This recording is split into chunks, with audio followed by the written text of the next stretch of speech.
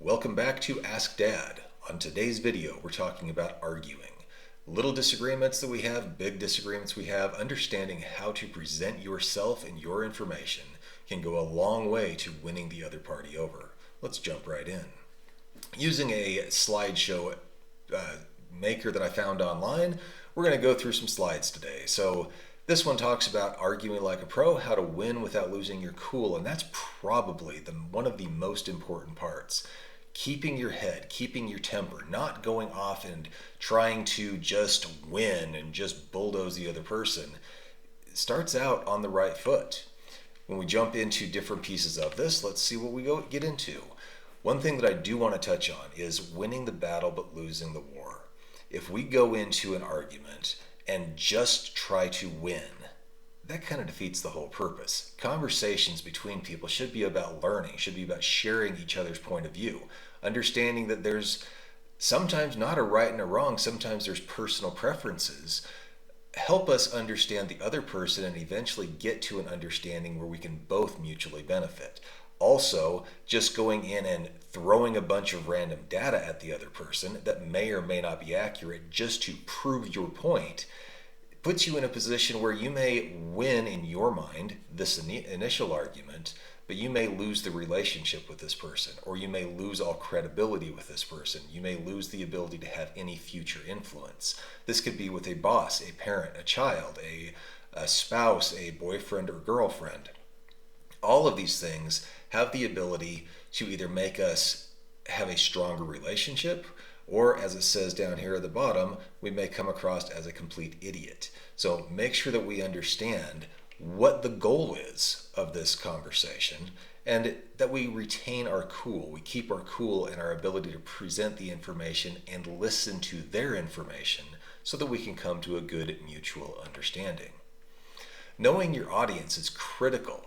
Understanding who you're talking to, making sure that you're tailoring the message to something that is understandable by both parties. For example, if you're a math professor and you're presenting information to someone who doesn't understand math and facts and statistics, just throwing random numbers at them won't do any good. The same as if you're presenting a philosophical argument with someone and they're more of a math type person, you may have to present it in a different type of way. So you need to build rapport, as this slide talks about, understanding that you're connecting with a person before you're trying to convince them so that you both understand where the other person's coming from. This is critical, staying calm and collected. Conversations and arguments get heated, and a lot of times when we get heated, we lose the logical side of our brain and we try to present with emotion. Well, unfortunately, emotion is not always fact-based. It's want and need and anger-based, but it doesn't help us present the information that we need to present to the other person. If we can stay calm, if we can present our information with a calm and collected mind, we have a much better chance of getting across to the other person. Keep in mind, if we get angry and they get angry, we're presenting emotionally, they're presenting emotionally, and no one's receiving anything. So staying calm and collected is the best way that we can present our information in a way that they may actually understand it and want to listen to it.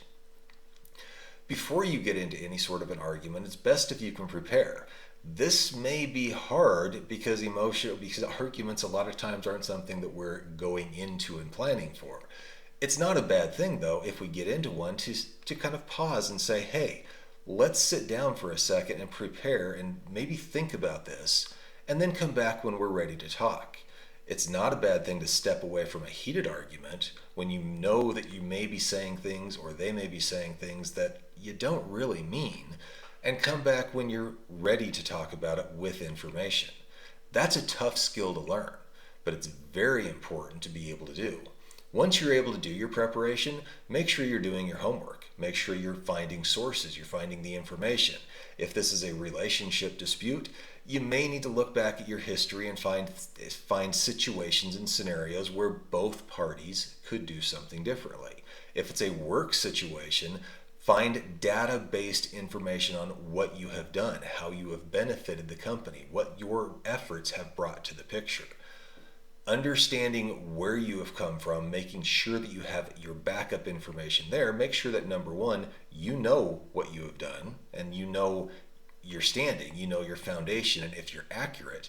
And number two, it allows you to present fact-based information to bosses, managers, other people who may not have paid attention to the data, even though that's their job. So preparation for any sort of a argument or a hard conversation can be a very foundational way to start. Once you're in the argument, once you're in the discussion, if it's a negotiation or whatever it may be willing to fact check. Sometimes, and this happens many times to everyone, we'll have information in our mind that we think is accurate, and other people we're arguing with will have information in their mind that they may think is accurate.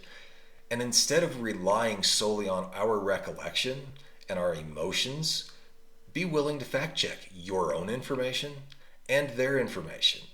If you're able to have a conversation, and a question this brings up in the slides, that, hey, that's different information than my research shows, would you mind if we look it up? If you're able to ask that type of a question, you can derail an emotional argument and put it back on a factual line.